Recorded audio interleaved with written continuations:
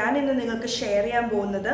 ഞാൻ പറയുന്ന അതേ ഇൻഗ്രീഡിയൻസും മെഷർമെൻറ്റ്സും അതേപോലെ തന്നെ ഫോളോ ചെയ്യുകയാണെങ്കിൽ ഉറപ്പായിട്ടും വളരെ സോഫ്റ്റും ഭയങ്കര ടേസ്റ്റി ആയിട്ടുള്ള ഒരു വട്ടയപ്പം നിങ്ങൾക്ക് ഈസി ആയിട്ട് വീട്ടിലുണ്ടാക്കിയെടുക്കാൻ പറ്റും. അപ്പോൾ ഇതെങ്ങനെ ഉണ്ടാക്കാമെന്ന് നമുക്ക് നോക്കാം.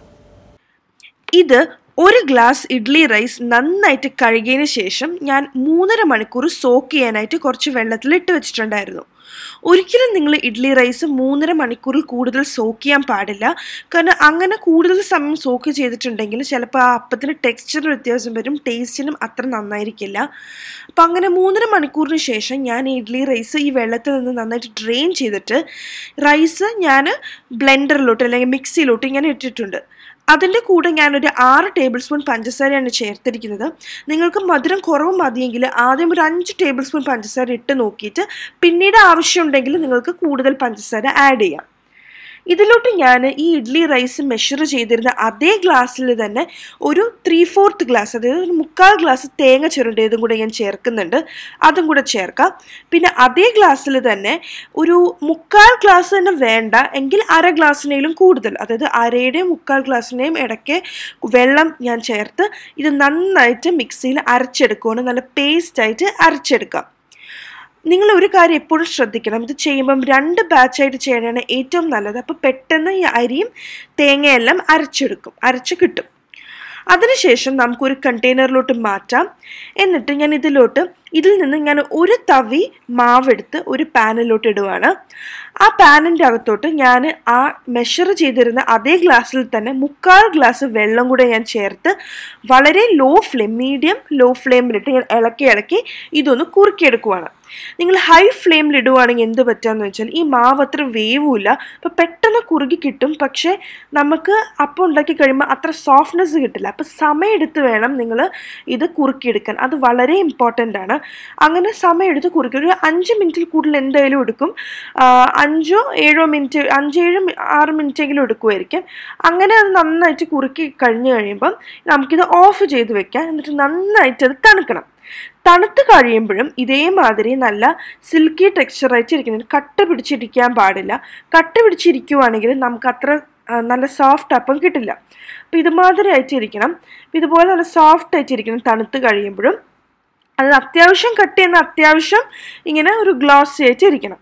അതിനുശേഷം നമ്മൾ ഓൾറെഡി അരച്ചു വെച്ചിരിക്കുന്ന മാവുണ്ടല്ലോ, അത് നമുക്ക് മിക്സിയിലോട്ട് ഒഴിക്കാം.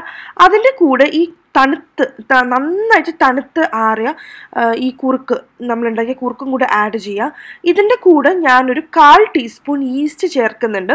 പിന്നെ ഒരു 1/4 ടീസ്പൂൺ ഏലക്ക പൊടിച്ചതും കൂടെ ചേർക്കുന്നുണ്ട്. പിന്നെ ഉപ്പ് ആവശ്യത്തിന് നമുക്ക് ചേർക്കാൻ വേണമെങ്കിൽ ഈ സമയത്ത്, അല്ലെങ്കിൽ നമുക്കിതിന് ശേഷം ചേർത്താലും സാരില്ല. ഇത്രയും കാര്യങ്ങൾ ചേർത്ത് ഒന്നും കൂടെ മിക്സിയിൽ നന്നായിട്ട് അരച്ചെടുക്കുക. അപ്പോൾ ഇതെല്ലാം കൂടെ നന്നായിട്ട് യോജിക്കാനായിട്ടാണ്. ഇത് ചെയ്യുമ്പോൾ നിങ്ങൾ 2 ബാച്ചായിട്ട് ചെയ്യണതാണ് നല്ലത്. ഇതേപോലെ സെയിം മെഷർമെൻറ്റിൽ 2 ബാച്ചായിട്ട് ചെയ്താലും ഒരു കുഴപ്പമില്ല. അങ്ങനെ ചെയ്ത് കഴിഞ്ഞ് നമുക്ക് വീണ്ടും ഒരു കണ്ടെയ്നറിലോട്ട് ഒഴിച്ചു വയ്ക്കാം. ഞാൻ നേരത്തെ പറഞ്ഞു, വേണമെങ്കിൽ നിങ്ങൾക്ക് ഉപ്പ് ഈ ഒരു സമയത്ത് ചേർക്കാം. ഇളക്കി വെച്ച് നമുക്ക് നല്ല വാം ആയിട്ടുള്ള സ്ഥലത്ത്, ഞാൻ സാധാരണ ഓവൻ ഓഫ് ചെയ്ത് ഓവൻ്റെ അകത്താണ് ഞാൻ വെക്കാറ്. ശ്രദ്ധിക്കുക, ഒരിക്കലും ഓവൻ ഓൺ ചെയ്ത് വെക്കരുത്. അപ്പോൾ പെട്ടെന്ന് പൊന്തി കിട്ടാൻ വേണ്ടിയിട്ടാണ്. നമ്മൾ ഈസ്റ്റ് എല്ലാം ചേർത്തിട്ടുണ്ടല്ലോ. അപ്പോൾ നമ്മളത് ഇങ്ങനെ ഇത് നന്നായിട്ട് റൈസ് ചെയ്യാൻ വേണ്ടിയിട്ട് ഞാൻ മാറ്റി വെച്ചിട്ടുണ്ട്. അങ്ങനെ എനിക്കൊരു 3.5 മണിക്കൂർ കഴിയുമ്പോൾ തന്നെ നന്നായിട്ട് പൊന്തി വന്നിട്ടുണ്ടാകും. കൂടുതൽ സമയം ചിലവർ രാത്രി വെച്ച് രാവിലേക്ക് എടുക്കുന്നവരുണ്ട്. പക്ഷേ എൻ്റെ ഒരു അഭിപ്രായത്തിൽ അങ്ങനെ ചെയ്യേണ്ട ആവശ്യമില്ല. കാരണം അങ്ങനെ ചെയ്യുമ്പോൾ കൂടുതൽ പുളിക്കുകയൊക്കെ ചെയ്യും. സോ എനിക്കത് പേഴ്സണലി അത്ര ഇഷ്ടമല്ല. അപ്പോൾ ഒരു കാരണം ഈസ്റ്റ് ആയതുകൊണ്ട് 3.5-4 മണിക്കൂർ കഴിയുമ്പോൾ തന്നെ നന്നായിട്ട് ഇത് പൊന്തി വരും. അപ്പോൾ ഒന്നും കൂടെ ജസ്റ്റ് ഒന്ന് ഇളക്കി കൊടുത്തിട്ട്, ഇതിപ്പോൾ ഞാൻ നന്നായിട്ട് കുറച്ച് നെയ്യിട്ട് നെയ്യ് പുരട്ടി വെച്ചിരിക്കുന്ന ഒരു പാത്രമാണിത്. ഇതിലോട്ട് ഞാൻ ഈ പാത്രത്തിൻ്റെ അര ഭാഗം മാത്രം മാവ് ഒഴിക്കുക. അത് കൂടുതൽ ഒഴിക്കാൻ പാടില്ല. കൂടുതൽ ഒഴിച്ചിട്ടുണ്ടെങ്കിൽ എന്ത് പറ്റുമെന്ന് വെച്ചാൽ നമ്മൾ വേവിച്ച് കഴിയുമ്പം ചിലപ്പം ഇതിന് നടുക്കൊരു ക്രാക്ക് വരാൻ ചാൻസ് ഉണ്ട്. അതെല്ലാന്ന് വെച്ചാൽ അതൊരു കാര്യം. പിന്നെ അതുപോലെ തന്നെ നമ്മളിതിൽ വെള്ളം ചേർക്കുമ്പോഴും ശ്രദ്ധിക്കുക. ഒരുപാട് ലൂസായിട്ടുണ്ടെങ്കിൽ നമുക്കത് വട്ടയപ്പാക്കി എടുക്കാൻ പറ്റില്ല. കാരണം അത് വളരെ ലൂസായിട്ടുണ്ടെങ്കിൽ അത് വേവില്ല. എങ്കിൽ കുറച്ച് കട്ടി കൂടിയിട്ടുണ്ടെങ്കിൽ, അതായത് ഞാൻ ഇന്ന് പറഞ്ഞ മെഷർമെൻറ്റിൽ ഒരു ഇച്ചിരി കൂടി കട്ടി കൂടിയിട്ടുണ്ടെങ്കിൽ എന്താ പറ്റുക, വീണ്ടും വേവിക്കുമ്പോഴും നടുക്ക് ക്രാക്ക് വരാൻ ചാൻസ് ഉണ്ട്. സോഫ്റ്റ് ആയിരിക്കും, പക്ഷെ നടുക്ക് ക്രാക്ക് വരും. അപ്പം അങ്ങനെ വന്നാൽ ശരിയാവില്ലല്ലോ. അപ്പം അതുകൊണ്ട് നിങ്ങൾ വെള്ളത്തിൻ്റെ കണക്ക് വളരെയധികം ശ്രദ്ധിക്കണം. ഞാൻ പറഞ്ഞ കണക്ക് തന്നെ ചെയ്യാൻ ശ്രമിക്കുക.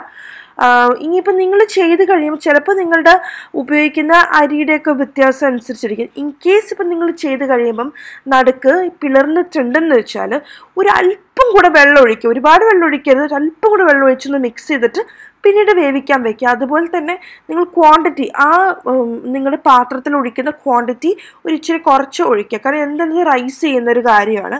അപ്പം അങ്ങനെ നമ്മൾ ഞാനൊരു പകുതി ഒഴിച്ച് ഞാൻ സ്റ്റീമറിൽ സ്റ്റീം ചെയ്യാൻ വെച്ചിട്ടുണ്ട്. എനിക്കിതൊരു 20 മിനിറ്റ് എടുത്തു. 20-25 മിനിറ്റ് മീഡിയം ലോ ഫ്ലെയിമിൽ വെച്ചിട്ട് അത്രയും സമയം എടുത്തു. അപ്പം നിങ്ങൾ നോക്കുക, ഒരു ടൂത്ത് പിക്ക് വെച്ച് കുത്തി കഴിയുമ്പോൾ ക്ലീനായി വരണ്ടോ എന്ന് നോക്കുക. എന്നിട്ട് നമുക്കിത് മാറ്റി വയ്ക്കാം. ഇത് ഞാൻ വെന്തതിന് ശേഷം ഞാൻ കംപ്ലീറ്റ്ലി ആറാൻ വേണ്ടി മാറ്റി വെച്ചിട്ടുണ്ടായിരുന്നു. അതിന് ശേഷം ഞാനൊരു ചെറിയൊരു നൈഫ് വെച്ചിട്ട് സൈഡ് പിടിച്ച് ഞാനിത് കമിഴ്ത്തിയിട്ടു.